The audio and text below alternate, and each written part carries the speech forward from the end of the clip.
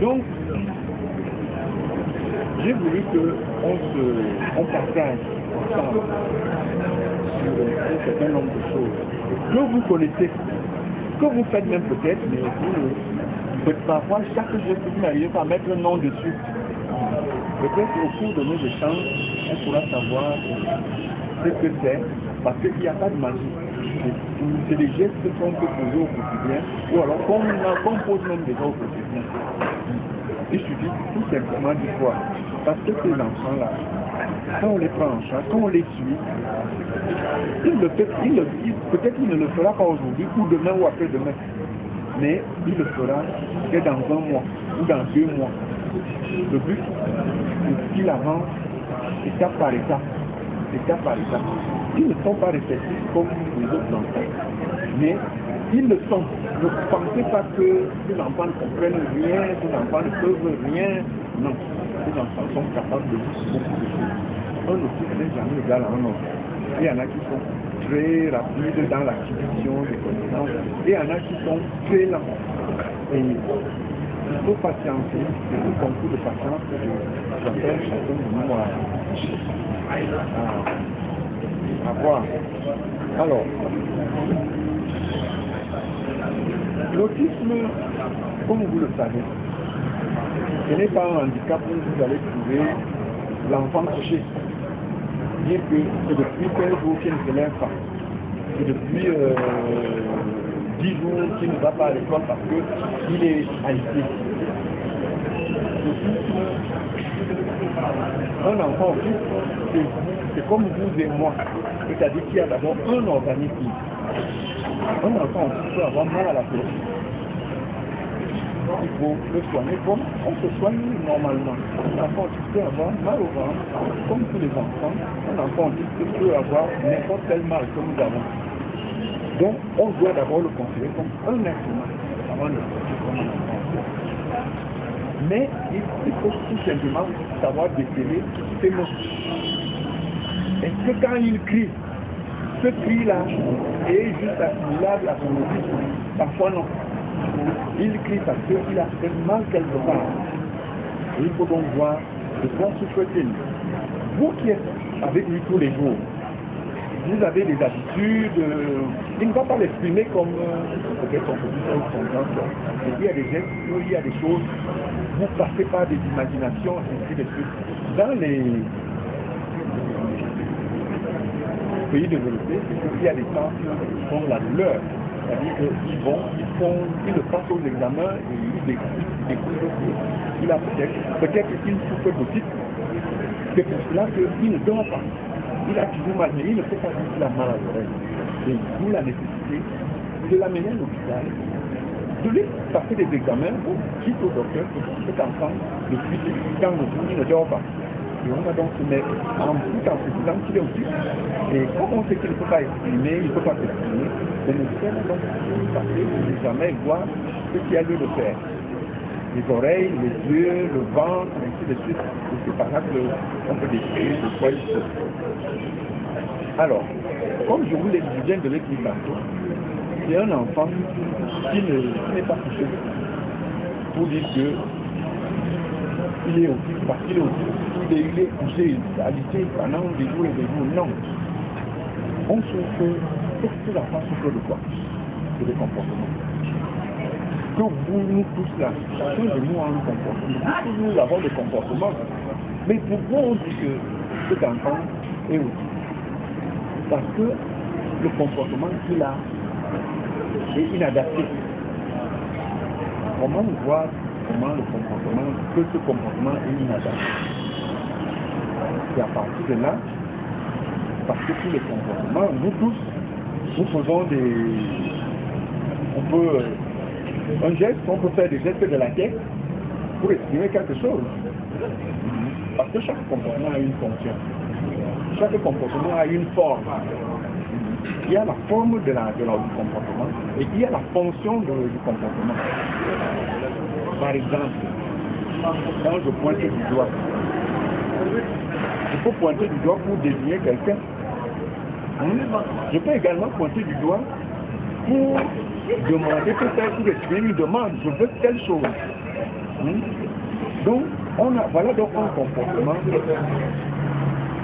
qui a une forme, mais des fonctions différentes. Il y a également des comportements qui ont des formes différentes, mais une même fonction.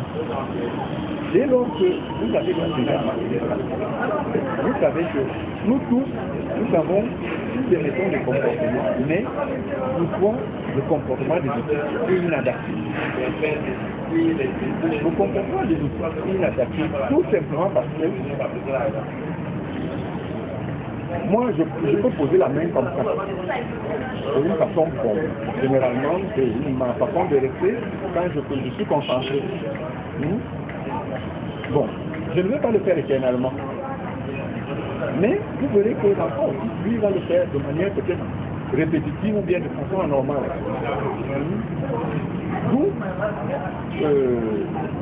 le critère, il y a la fréquence. Un enfant qui dit, bon, je dis, si vous me posez une question, je vous faites de la tête comme ça veut dire que je dis non. Ou bien quand je fais comme ça, je dis oui. Mais si vous avez un enfant qui regarde tout le temps est comme ça, tout le temps, il est comme ça, ou bien tout le temps, il fait ça, il balance. Ça veut dire que la fréquence n'est plus normale.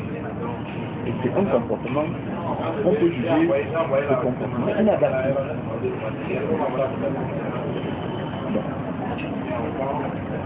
Il y a des questions qu'on pose et ça pourra nous aider à évaluer un comportement qui peut nous aider à trouver si un comportement est inadapté. Ne jamais poser des questions, par exemple des questions qui ont fait des questions mentalistes, c'est-à-dire pourquoi il fait ça. Non, ça ne vous conduit à rien. Dites-vous, cet enfant, il se lève au bout d'une minute, il se lève combien de fois? Il le fait quand? Il le fait comment?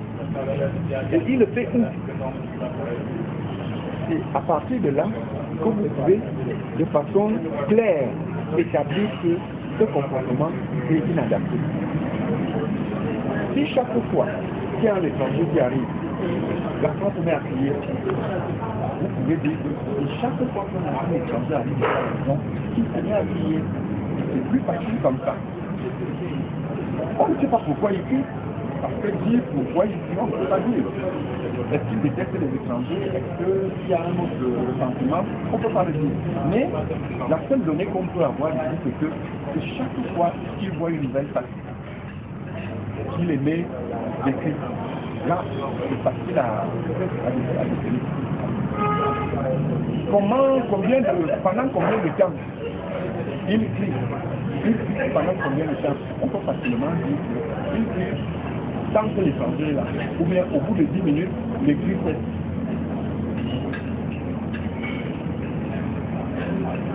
Un comportement, il y a ce qu'on appelle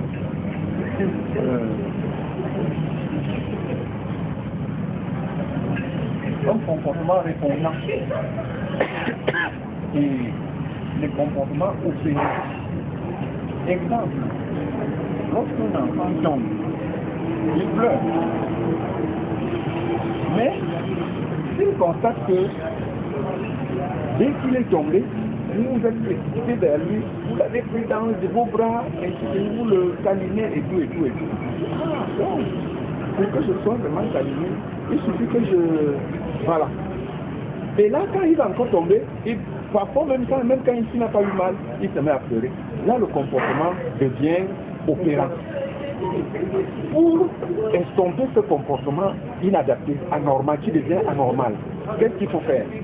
C'est que lorsque vous constatez qu'il le fait pour attirer votre attention, vous jouez à l'indifférence.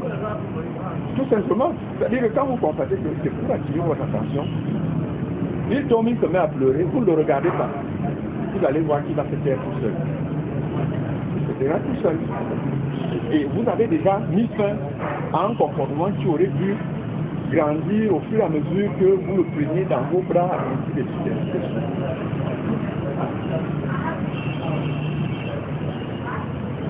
Donc, voilà ce qui est du comportement. Et chez les enfants aussi, c'est ces comportements-là qu'on doit combattre. Les comportements inadaptés. C'est-à-dire que les comportements qui n'entrent pas dans l'ordre social dans lequel on est. On est habitué que... Bon, et il y a des comportements qu'on peut voir disparaître. Donc, les renforçateurs seront utilisés en fonction du comportement qu'on peut voir soit augmenter, soit baisser. Les renforçateurs qui augmentent le comportement, c'est des renforçateurs positifs. Par exemple, un enfant qui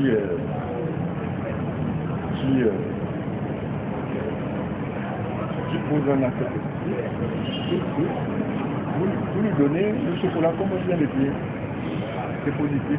Ça veut dire qu'il sait que désormais, chaque fois que je vais poser un acte positif, j'aurai mon chocolat. Ne pas le lui donner à chaque fois. Parce que vous-même, vous pouvez tuer la valeur de votre renforçateur. Vous pouvez le tuer. Si vous le lui donnez chaque fois, il n'en aura plus besoin.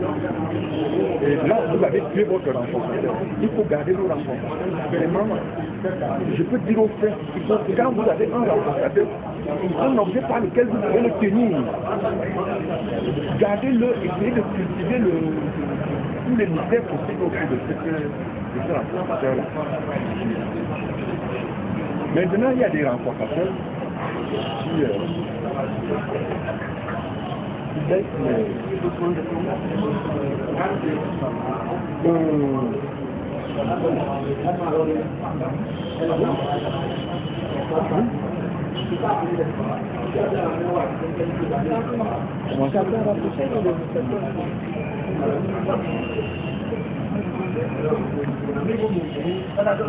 Les gens continuent.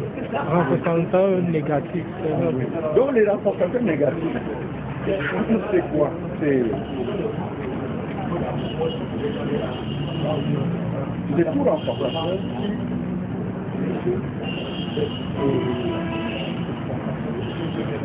renforçateur qui permet un comportement de diminuer.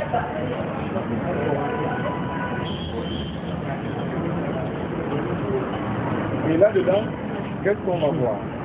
N'importe quel.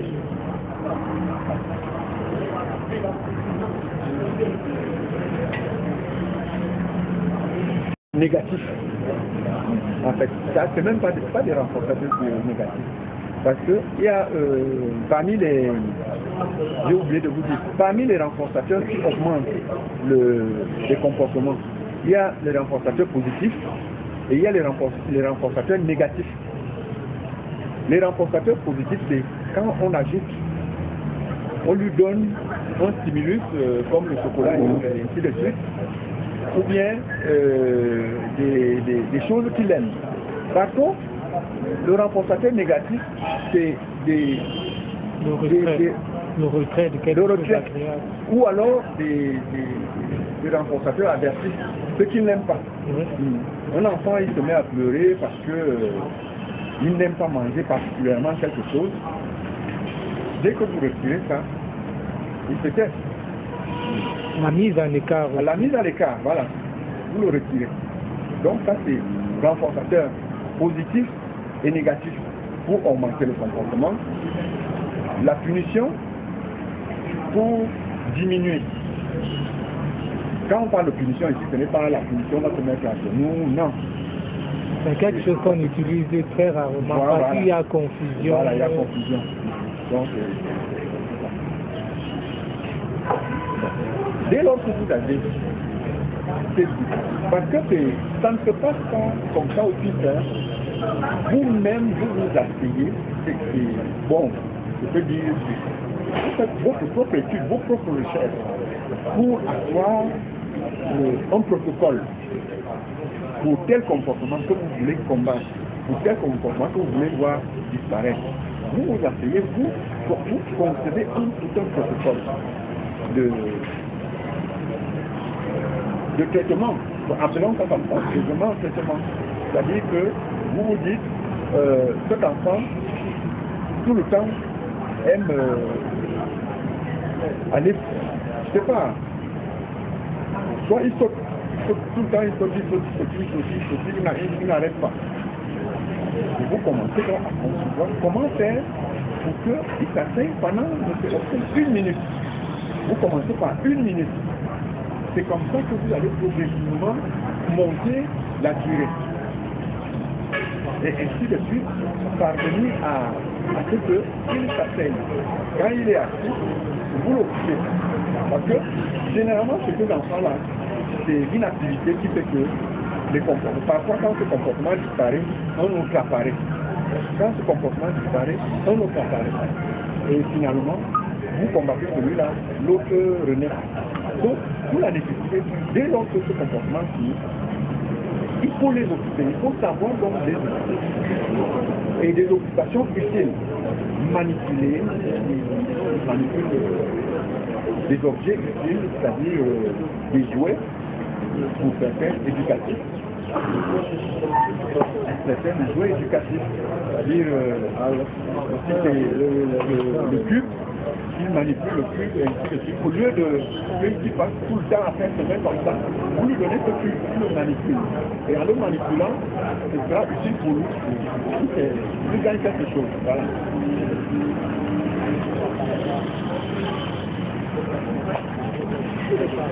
Les enfants aussi, lorsque vous avez quand il veut, s'il n'arrive pas à pointer, prenez son doigt, dirigez ça vers la chose qu'il veut. Nommez la chose. Au besoin, s'il peut répéter, il répète la chose en question. Et c'est comme ça que, petit à petit, ce n'est pas une fois, il va atterrir, c'est pas une fois. Toujours, c'est des gestes répétitifs. C'est des gestes répétitifs. Donc, prenez cette évidence, en fait, utilisez cette évidence physique pour lui montrer ce qu'il veut. Ou bien alors, et lui, après la vie, je veux, par exemple, c'est le fantasme. Je veux le fantasme. Je veux le fantasme. Voilà la guidance. Il y a ce qu'on appelle la guidance verbale. Je suis qui? Je suis papa. Ou bien je suis maman. Je suis maman. Vous lui demandez de me regarder vos lèvres pour qu'il assimile la prononciation. Je suis maman. C'est comme ça, vous montrez, je suis maman. Toi, tu es Eric. Tu es qui? Je suis Eric. Je suis qui? Je suis maman. Mon fils, pratiquement, il est arrivé à l'âge de 4 ans. Il ne m'a pas appelé, papa.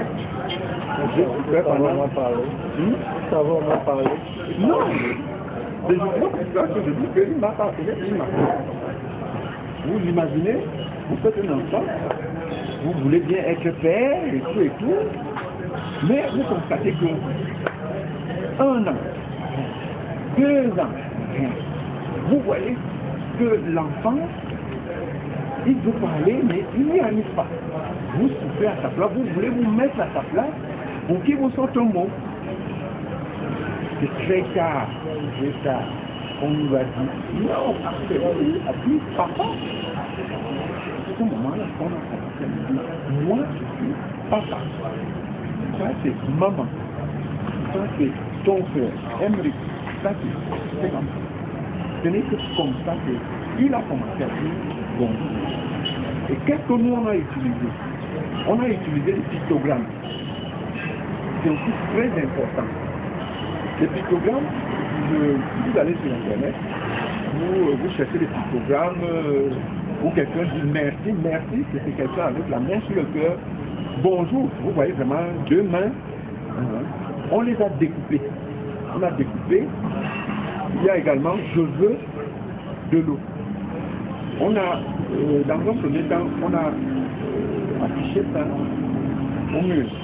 Donc quand il voulait de l'eau, il allait arracher, parce qu'avec des flèches, il allait arracher ce pictogramme. Là, il ne parlait pas encore. Il allait arracher le pictogramme. Je veux. Il venait te donner. Loïc, tu veux quoi? Je veux de l'eau. Et il allait également arracher le pictogramme avec un verre d'eau. Parce qu'on les a, les toutes premières demandes, de l'eau, les toilettes, ainsi de suite. C'est comme ça.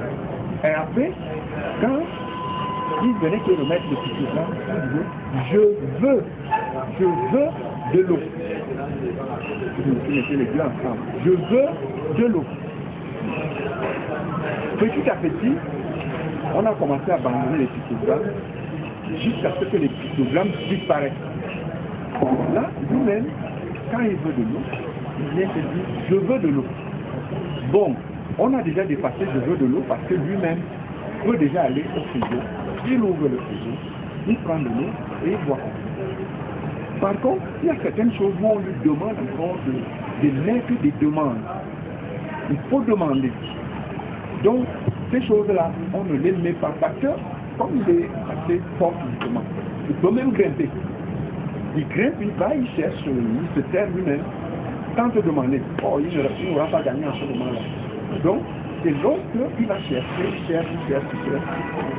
Je me souviens, un jour, dans son IME, les vététaristes ont dit, ah non, lui, il pique comme pour dire qu'il vole. Là, il prend les trucs. On leur a dit non, il ne pique pas. C'est pas dans le but de voler, non. C'est que il se sert, il prend. C'est après ça, donc, on a commencé à lui dire, Loïc, il faut demander. Demande. On leur a dit, et apprenez-lui à demander. Parce que parce que comme on vous dit, un ne sait jamais égal à un autre. Peut-être qu'ils ont certains là-bas qui sont assez autonomes, qui émettent des demandes sur tout ce qu'ils veulent. Mais lui, comme il n'arrivait pas encore à demander ce qu'il voulait, il allait se servir. Et les éducateurs ont pris ça comme s'il allait voler. Voilà.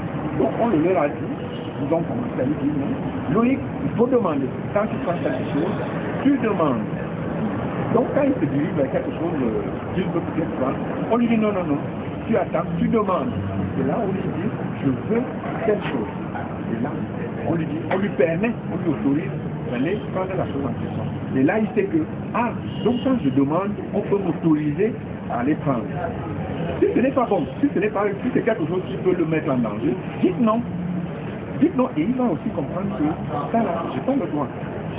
C'est qu'à un moment donné, on pense qu'ils ne peuvent rien, ils sont incapables d'assumer. Non, ils assument plein de choses. Il suffit d'être régulier. C'est un véritable concours de patience. Vraiment, sur ce point-là, comme je vous ai dit, j'ai attendu peut-être 5 ans pour entendre papa. Donc, c'est pas en 2 jours, c'est pas en... Et pour certains de vous qui ont lu le livre, parce que vous pouvez bien vous dire que quand vous allez lui dire ne touche pas, il va toucher, il va se mettre à crier ou il va toucher. Donc, votre objectif c'est de l'emmener dans le magasin. Pour cela, donc, vous allez dire, au départ, vous commencez par des petites durées. Oui. Au fur et à mesure, vous allez augmenter. C'est comme tout. C'est comme tout. C'est-à-dire que c'est par dose homéopathique. Tout ce que vous faites avec ces enfants-là, ne commencez pas avec un surdosage de ce que vous faites. Non. Tout va, il faut aller crescendo, voilà. Donc, comme je vous ai dit, Loïc, pour s'asseoir, ne serait que s'asseoir. Quand il s'asseyait pendant 30 secondes, c'était déjà énorme. 30 secondes, c'était énorme. Donc, dès qu'il s'assoit pendant 30 secondes, on renforce. Là, il sait que, donc s'asseoir, c'est bon. Donc, il faut gagner davantage. Jusqu'à ce que, à un moment donné, que le renforçateur disparaisse même. Parce que le but, c'est que ça finisse. Parce que le renforçateur n'est pas éternel. Vous commencez avec le renforçateur, vous finissez par le renforçateur. Dès lors qu'il y a déjà acquisition c'est-à-dire les généralisations même. Parce que lorsque vous lui apprenez quelque chose, vous commencez au particulier, vous généralisez. C'est-à-dire que vous avez commencé à lui apprendre à compter 1, 2. 1, 2, 1, 2, c'est plus les chiffres. Et après, quand vous voyez qu'il a acquis le 1, 2, plus les chiffres, vous laissez les chiffres. Vous prenez les verres, vous prenez les feuilles, vous dites que c'est combien là? C'est 1, 2. Vous savez qu'il y a qui? Et là, le rencontre,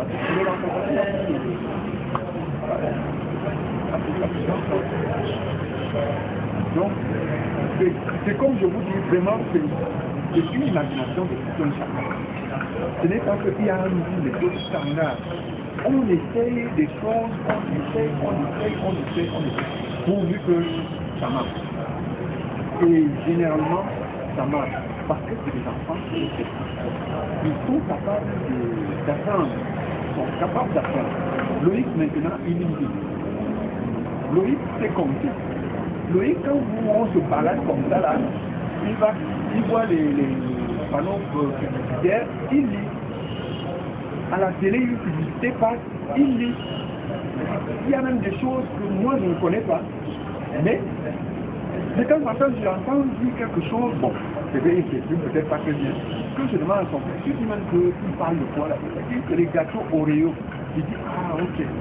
Donc, il veut ça. Oui, je vais dans la magasin. Les gâteaux Oreo, je viens de dire. Il dit, c'est ça? Oui. Donc, et là maintenant, quand je sais que c'est des tas qui s'agit, je commence donc à lui apprendre à bien prononcer. Si c'est des tas qui lui s'agit, je commence donc à travailler la prononciation de ce qu'il aime. Jusqu'à ce qu'il puisse acquérir la bonne prononciation. C'est bon pour moi de faire. 5 ans il n'a pas de problème de motricité, il ne parle pas. Donc ma question c'est que tout à l'heure vous nous avez dit que il faut décourager certains comportements. Il fait diminuer. Oui, ou diminuer. Le risque c'est que nous pouvons estimer que tel comportement n'est pas bon. Alors que cela fait partie de son processus d'apprentissage, d'adaptation à son environnement.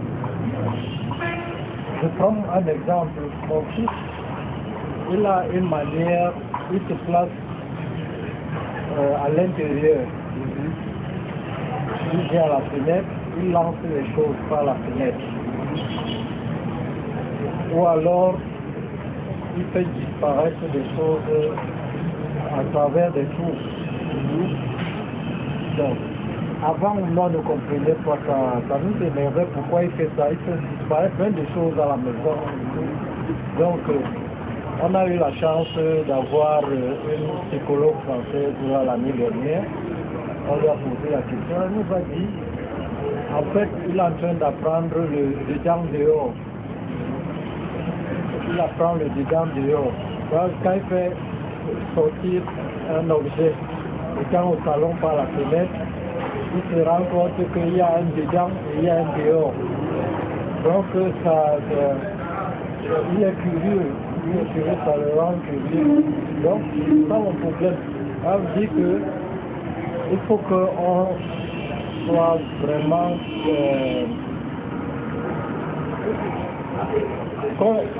qu'on sache faire la part des choses entre ce qui est vraiment mauvais pour lui et ce qui constitue son processus d'apprentissage, son processus d'adaptation à son environnement. Sinon, on risque, en voulant le faire progresser, plutôt casser un certain nombre de ressorts. Donc, c'est ce que je voulais dire. Ok. Par exemple, le comportement, comme il dit, demande il se cogne la tête, par exemple. Pourquoi se cogne-t-il la tête? Alors, vous devez savoir pourquoi il se cogne la tête. Donc, vous devez analyser le comportement. Et lorsqu'il se cogne la tête, lorsque vous allez diminuer ce mauvais comportement-là, sachez qu'il va le remplacer par un autre. Alors, donc vous devez en diminuant ce comportement, lui apprendre un autre comportement qui est celui-là adapté.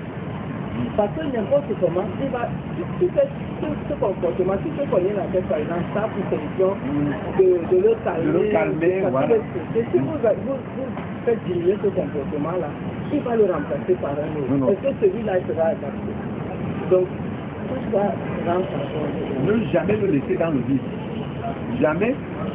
C'est-à-dire quand vous combattez un comportement, commencez à chercher un comportement qui va remplacer celui-là. Voilà. Parce que c'est ce vide-là qui fait que qu'il retombe dans un autre comportement.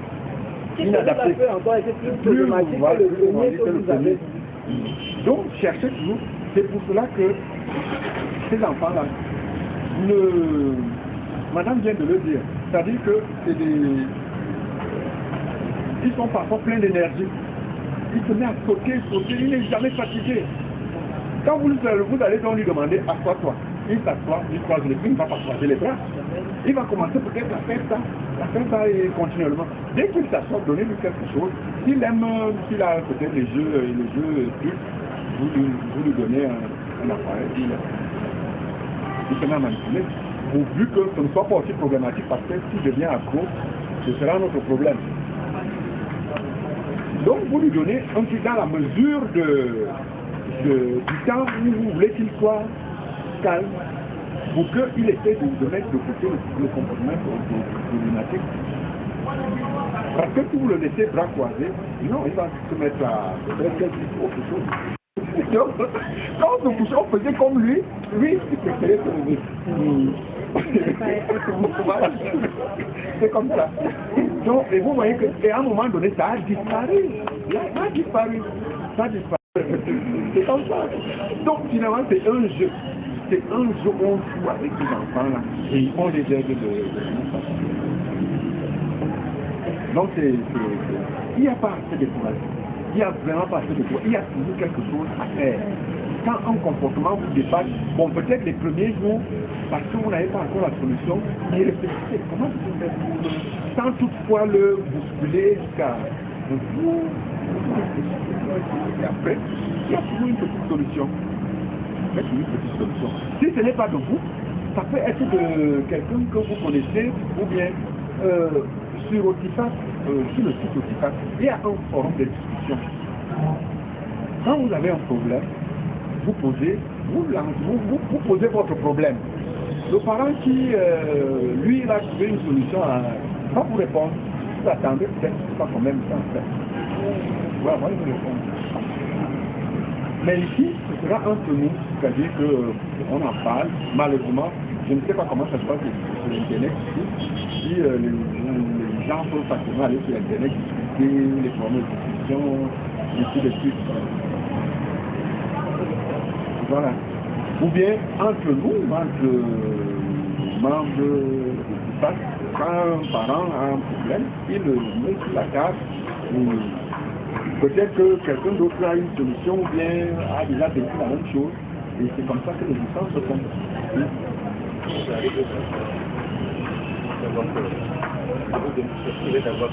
La société européenne, les sociétés développées ont mis quand même des structures en place, même si c'est divisé. Parce qu'à un moment, les parents finissent par être débordés. Cet enfant qui n'a pas, qui n'est pas tout à fait autonome et qui a déjà 20-30 ans, ça devient vraiment lourd pour les parents, ils ne peuvent plus s'en sortir. Eux, ils ont mis des structures en place pour que l'enfant aille dans cette institution. D'ailleurs, on va lui rendre des visites où il va venir peut-être un week-end par mois à la maison. Malheureusement, chez nous ici, nous n'avons pas cette possibilité. Et peut-être que ce n'est même pas possible. Vous savez que la prise en charge, elle est inexistante. D'où l'intérêt que les parents, que la fratrie, les frères et sœurs qui sont autour de nous, sachent s'occuper des enfants aussi. Parce que demain ou après-demain, le papa même peut mourir. Le papa appelé et la maman peut appeler à mourir avant les enfants. Donc il faudrait que les frères qui sont à côté puissent prendre la relève. C'est pas que lorsque on parle de lorsqu'on fait les formations sur le site, il faut associer les frères et sœurs qui sont ici. Et eux, parfois, ils réussissent même mieux que nous. Parce que nous sommes émotionnellement impliqués. Eux aussi, mais... De toute façon, on peut défiler. Oui. Donc, pensons vraiment